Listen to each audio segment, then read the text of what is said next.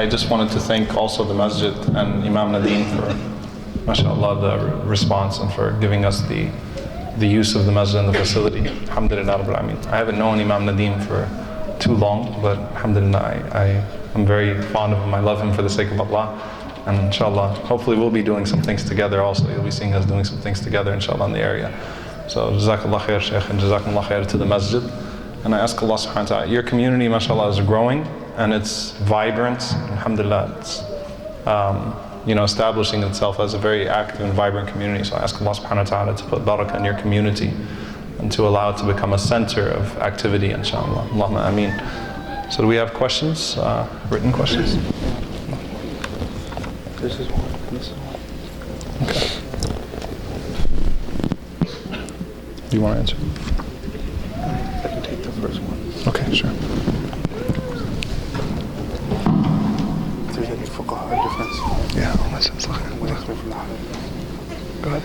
Assalamu alaikum. The one question that has come is that what are the rules of making up fasting for women who have consecutive pregnancy and breastfeeding for several years? Generally, what you would do is that you would collect all the days that you have missed out, and as time goes on, whenever you do have the chance, then you will take care of your fasting one day at a time, inshallah.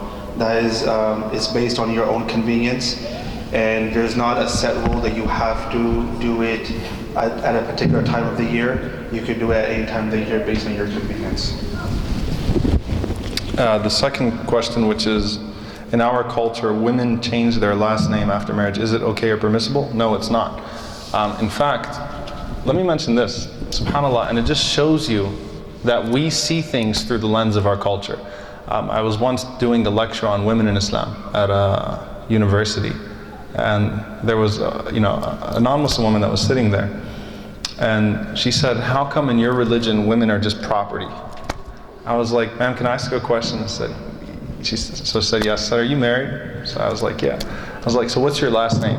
She said her last name. I was like, "What's your real last name?" She's like, "What are you talking about? It's my last name." I said, "Was that your last name before marriage?" So she said, "No. Obviously I changed it when I got married." I said, "In Islam it's haram. It's prohibited for a woman to change her name because she's not the property of the man. Why would you change your last name when you get married?"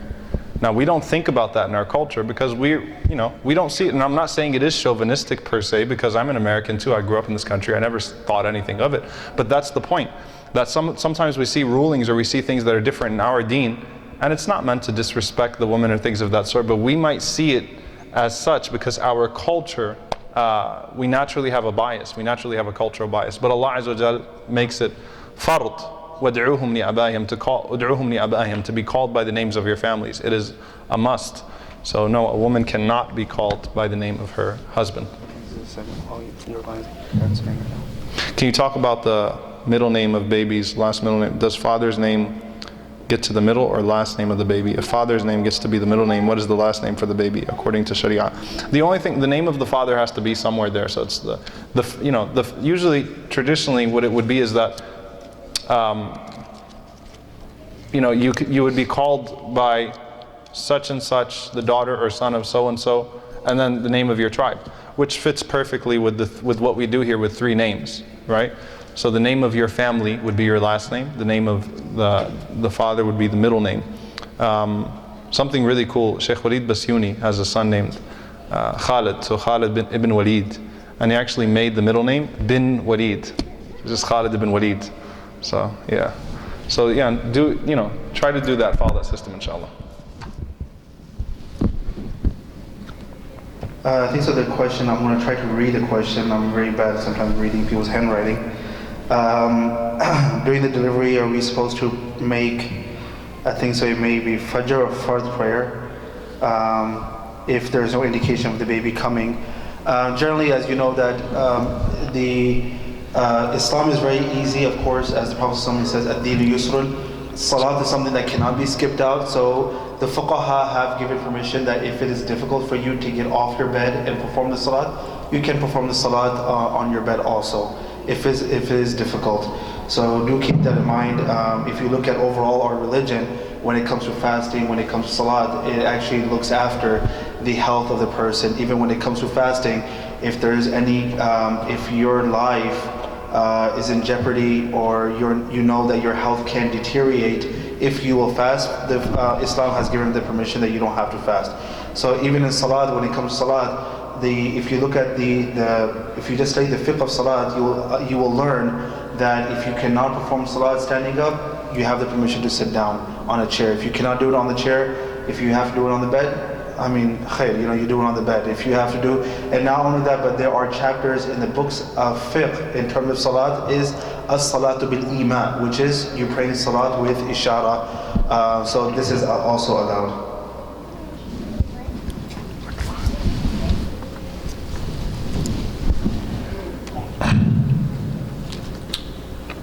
What are the du'as to recite for young couples who are planning to have children?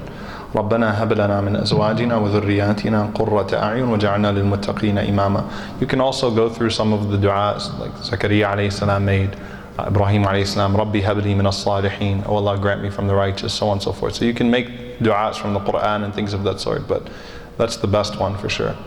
When couples have issues having children after marriage, up to what limit they can consult Islamically? I'm a little confused by the question, because the first part of the question, they're having trouble having kids, and then the second part, there's a limit. Again, the only thing the Sharia prohibits you from is permanent birth control and trying to not have any kids whatsoever. So if you want to have 1, 2, that's fine, but the only thing is not having children whatsoever.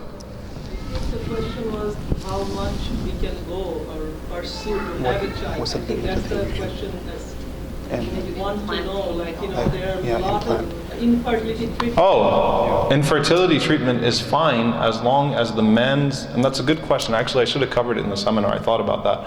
As long as the husband's eggs are being used, or the husband is being used in that, as long as it's not a non-mahram or so on and so forth, as long as it's still halal, that treatment, fertility treatment, is totally fine. There's nothing wrong with it. It's halal, as long as, again, it's not anyone other than the husband being used.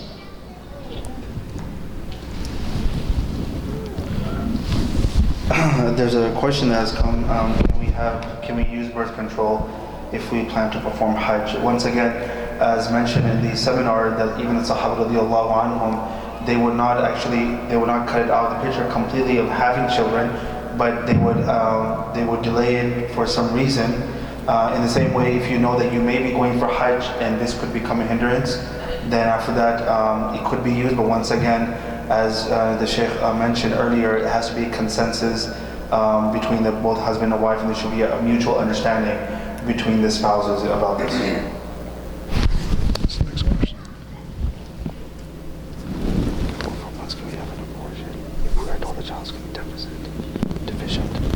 Okay, before 4 months, can we have an abortion if we're told the child's going to be deficient? If it's a deformity, yes. If it's something that the child is going to seriously have a serious disorder and things of that sort, and might not even survive. So I mean, look, again, as I said, with these things, you want to consult on it. I'm not telling you this so that when you're faced with a situation, especially with something as critical as this, that you just make up your own decision.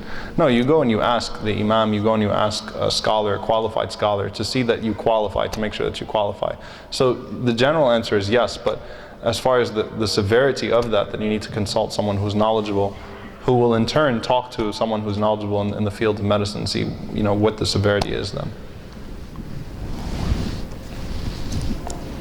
Aqiqah for older person, does it require to shave the head? No. Aqiqah and shaving the head are two separate things.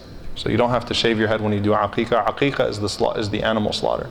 It's not the shaving the head, so you're just shaving the head of the kids. Okay? I think that's it. The one back. Yes, sister. Regarding the question before this one about the abortion, when you go to the gynecologist or obstetricians, they tell you to have a test.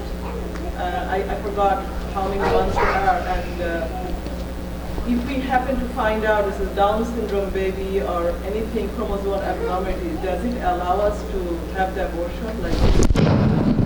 Okay, so again, let me go a little bit deeper into the question now.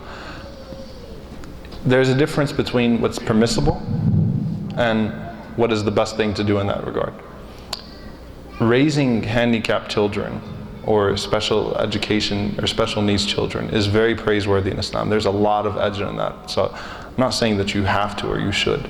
But as far as permissibility is concerned, if it's severe enough to where the child will not be able to function properly, okay, and that's a loose term because the Sharia doesn't specify things where they should not be specified, where it should be case by case. What dalil you are using, like which hadith we using it to justify this? There was no abortion in the time of the Prophet ﷺ, so obviously this is fiqh, contemporary fiqh. This is contemporary fiqh, as Imam Nadim just said too. So I mean, obviously with new situations, that's why you have fuqaha. They use the traditions to try to come up with these answers. So the dalil is what the Prophet ﷺ said about the ruh not being in yet. So therefore, the scholars in general, they used to treat it before the ruh is in it, in a different way than it would be treated when the ruh is not inside. So that's what it is. So it's just contemporary fiqh and what the fuqaha have said.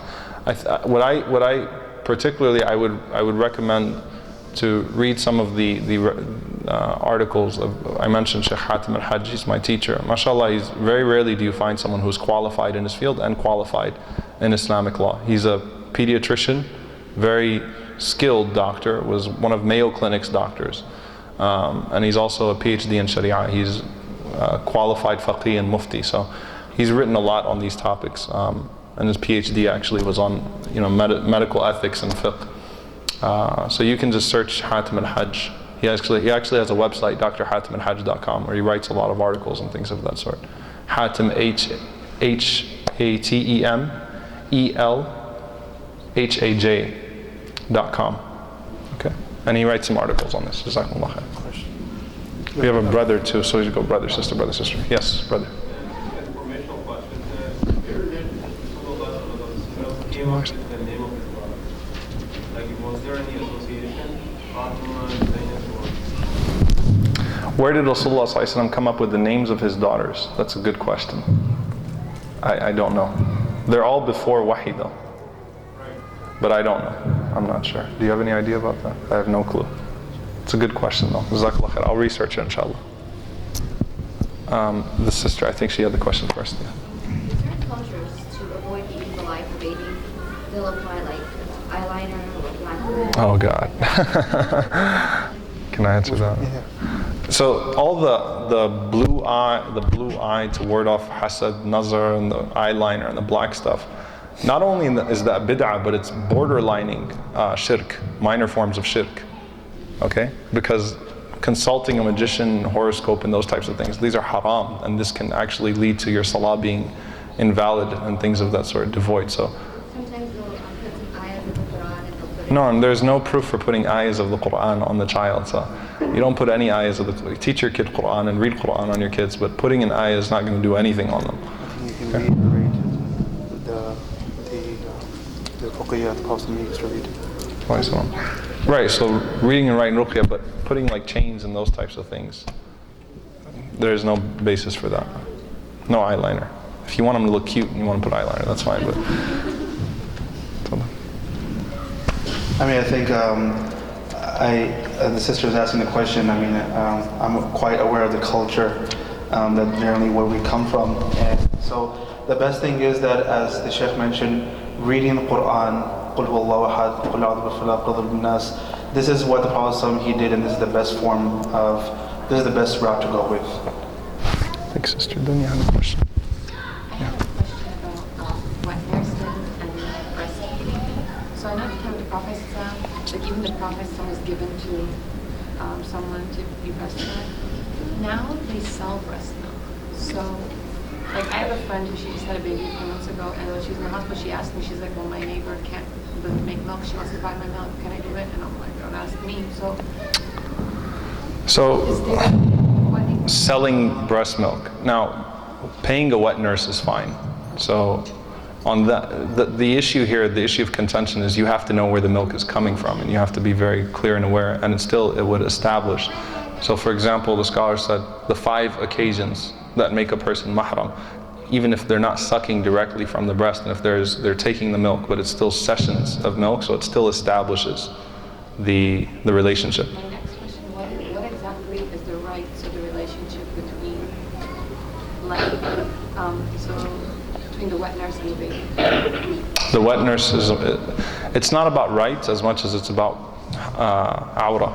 That there is no out, that there's awra obviously, but the mahram, he's become a total mahram to her, and she doesn't wear hijab. She doesn't have to wear hijab in front of him, and for all practical purposes, she's like a mother to him. Now, Rasulullah ﷺ treated when he saw his former wet nurses, he treated them, and he, like his mother, and he akramahum ﷺ. He treated them with the best honor and things of that sort.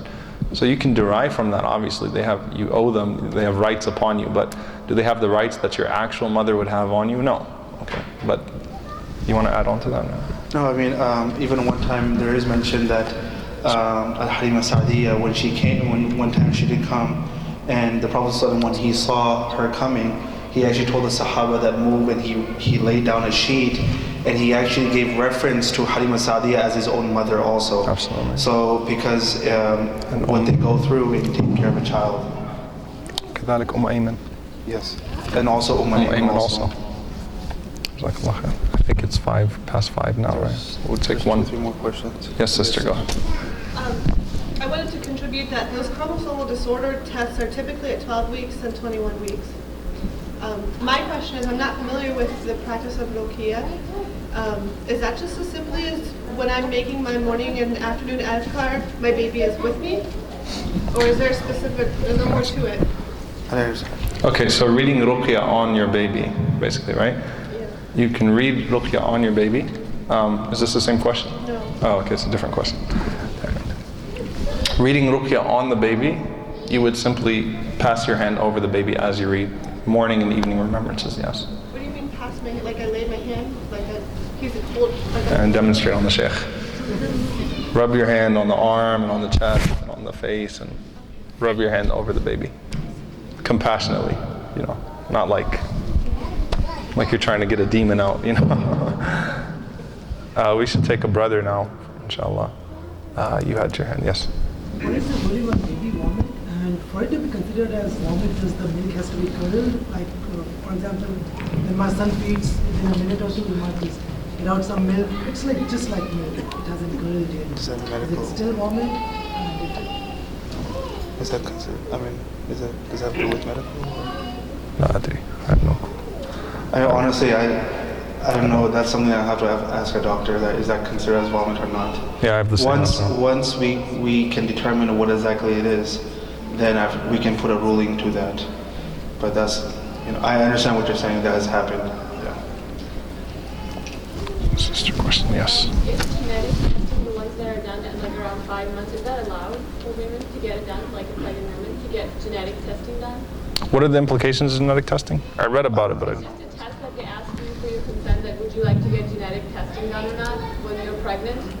So I'm just trying to know. What does genetic testing do? It's chromosomal disorders. Yeah, the disorders of different kinds. I mean, there's any type of screening or testing that just shows disorders, things. I mean, that's fine. Any type of testing is fine, yeah. Anything that's not going to harm, the baby is fine. Yeah.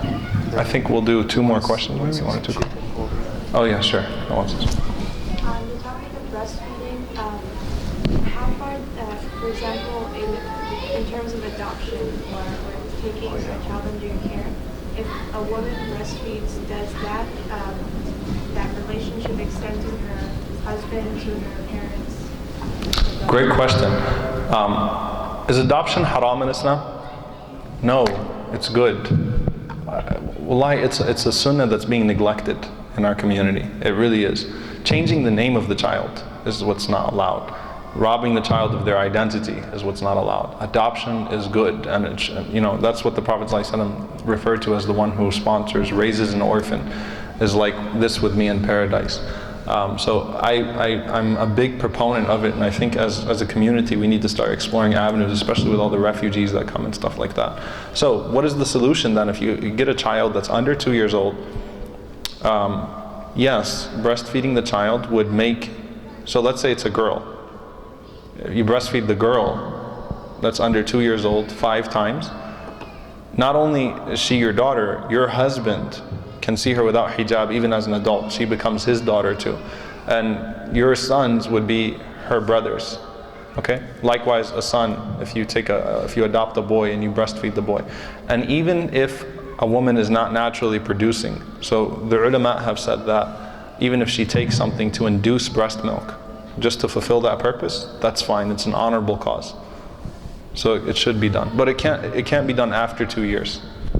Okay? I personally got to get going in a few minutes, so that's why I'm kind of wrestling. We'll just take one more. And I think the Sheikh can shed some light on this also. This question is actually in reference to something that the husband and wife have something, it's an issue where they're not agreeing upon, but the question is that if the wife is mentally and physically ready, but the husband is not ready, does not want a child, because he thinks, this is sometimes typical, because he thinks that his wife is not responsible and not good enough to be a mother. First of all, that's very wrong to think like that. That just shows that you don't have a lot of... It says please respond via email. It says please respond via email. I think this is one in private. Oh. Yeah, it's better to skip it. Oh, I'll skip that right now, actually. Yeah, it's this. Just quickly, it's the right of the husband and wife. I guess I got it. I don't want to actually, because I didn't read the bottom part, but I'll respond to that separately. But when it comes to these kind of matters, there should be a mutual understanding between the husband and the wife, and they should try to work things out. Remember always that in a marriage, this is something that I've talked about in my khutbahs also. A marriage is not a one-way street; it's a two-way street. There has to be. There should be mutual understanding in all our matters that we do, and this is what creates a healthy family. A lot of times, unfortunately, from the cultures that we come from, the mentality is that the man says and the wife, she has to do it regardless whether she likes it or not. It's a one-way street, and that's not what we see and what we learn from the Prophet ﷺ. You always saw that the Prophet ﷺ, he always took advice from his wives. He always got engaged with his wives. And there was a mutual understanding of so many things. When the Prophet ﷺ was in most dire need, the people who would come to give him advice were his wives. You look at the story of Hudaybiyah, when the Prophet ﷺ did not know what to do. It was the wife of the Prophet ﷺ who came and gave advice, and that advice actually helped out very much for the Prophet ﷺ. So that's why in all family matters there should be mutual understanding, inshallah. So having said that, if there is any more questions that you can ask, by the way, there are, like for example, the question that brother did ask about the daughters of the Prophet ﷺ. Inshallah, I and the Sheikh will look more into that. There was another question that came up earlier after the first session, which is a very good question that was asked in regards to the baby and when the ruh or the soul comes in. Inshallah, we'll look into that more. But if there's any other questions that you have, then please do email them, inshallah, and they'll be answered. Jazakumullah khair. Jazakumullah khair for everyone to come. Assalamu alaikum.